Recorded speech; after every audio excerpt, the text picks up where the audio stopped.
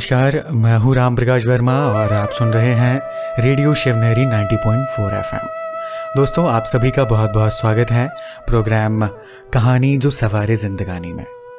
आज की कहानी आप सभी के बीच लेकर आ रहे हैं हमारे रेडियो साथी सुजीत उपाध्याय जी। नमस्कार दोस्तों, आज की कहानी का शीर्षक है परनिंदा का फल। दोस्तों, बहुत पुराने समय की बात है। भारत में एक राज्य का राजा बहुत ही धार्मिक प्रवृत्ति का था और वह राजकाज के कार्यों के साथ ही अपने राज्य में धर्म कर्म के कार्यों को और धर्म कर्म करने वालों को बहुत ही सम्मान देता था और उनका बहुत ध्यान रखता था।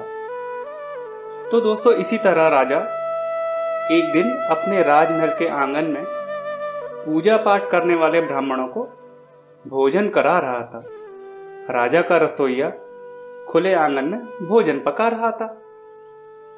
उसी समय वहां ऊपर आसमान में एक चील एक जिंदा सांप को लेकर राजा के राजमहल के ऊपर से गुजरी। पंजों में दबे सांप ने अपनी जान बचाने के लिए अपने फन से जहर निकाला और चील पर हमला कर दिया। चील ने सांप का वार तो बचा लिया, परंतु सांप के मुंह से निकली हुई जहर की बूंदें राजमहल में बन रहे ब्राह्मण भोज के खाने में गिर गईं।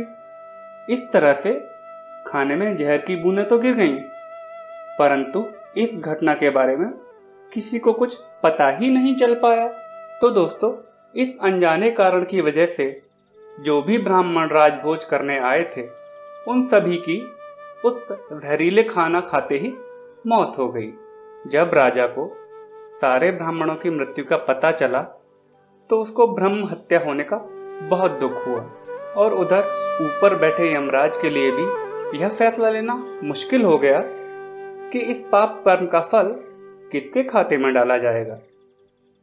राजा के खाते में, जिसको पता ही नहीं था कि खाना जहरीला हो गया है, रसोइये के खाते में, जिसको पता ही नहीं चला कि आसमान से विष गिरने की वजह से खाना जहरीला हो गया था, या उस चील के खाते में जो जहरीला सांप लिए राजमहल के ऊपर से गुजरी, या फिर उस सांप के खाते में जिसने अपनी आत्मरक्षा में जहर निकाला। बहुत लंबे समय तक यमराज इस मामले में निर्णय नहीं ले पाए। फिर कुछ समय बाद उस राज्य में कुछ ब्राह्मण राजा से मिलने के लिए आए और ब्राह्मणों ने रास्ते में एक महिला से राजमहल का रास्ता पूछा। दोस्तों, उस महिला ने महल का रास्ता तो बता दिया, परंतु रास्ता बताने के साथ साथ ब्राह्मणों से यह भी बोल दिया कि देखो भाई, जरा अपना ध्यान रखना, यह राजा आप जैसे ब्राह्मणों को खाने में जहर देकर मार देता है। दोस्तों, जैसे ही उस महिला ने ये शब्द कहे, उसी समय यमराज ने यह फैसला ले लिया कि उन मृत ब्राह्मणों की मृत्यु के पाप का फल इस महिला के खाते में जाएगा और इस पाप का फल महिला को भुगतना होगा।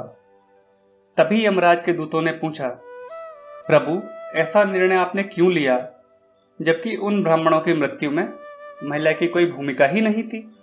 तब यमराज ने कहा, सुनो, जब कोई पाप करता है तो उसे पाप करने का बड़ा आनंद मिलता है, पर मृत ब्राह्मणों की हत्या से ना तो राजा को आनंद मिला, न ही उस सांप को आनंद मिला, न ही उस रसोइये को आनंद मिला और न ही उस चील को आनंद मिला, परंतु उस पाप कर्म की घटना की बुराई करने के भाव से बखान करके उस महिला को जरूर आनंद मिला। इसलिए इस अनजाने पाप कर्म का फल अब इस महिला के खाते में जाएगा। इसलिए परनिंदा के पाप से बचें। धन्यवाद दोस्तों, आपने सुना कि किस तरह से हमें परनिंदा से बचना चाहिए। कई बार हम जाने अनजाने थोड़ा सा आनंद प्राप्त करने के लिए किसी की बुराई कर देते हैं। हम ये भी नहीं सोचते कि हमारे चंद शब्द बोल देने से उस व्यक्ति के चरित्र पर, उस व्यक्ति के दामन पर कितना बड़ा दाग लग जाता है। जिंदगी भर के लिए वो व्यक्ति किसी की नज़रों में गिर सकता है। दोस्तों, तो सोचने की बात है कि हमारी कितनी जिम्मेवारी बनती है। हम अपनी जुबान से किसी के लिए भी गलत ना कहें। हम सिर्फ सुनी सुनाई बातों पर यकीन करके किसी की बुराई ना करें, किसी की चुगली ना करें। दोस्तों, इन्हीं शब्दों के साथ मैं आपका रेडियो हमसफर राम प्रकाश वर्मा आपसे इजाजत चाहता हूं। आप बने रहें रेडियो शिवनेरी 90.4 FM के साथ।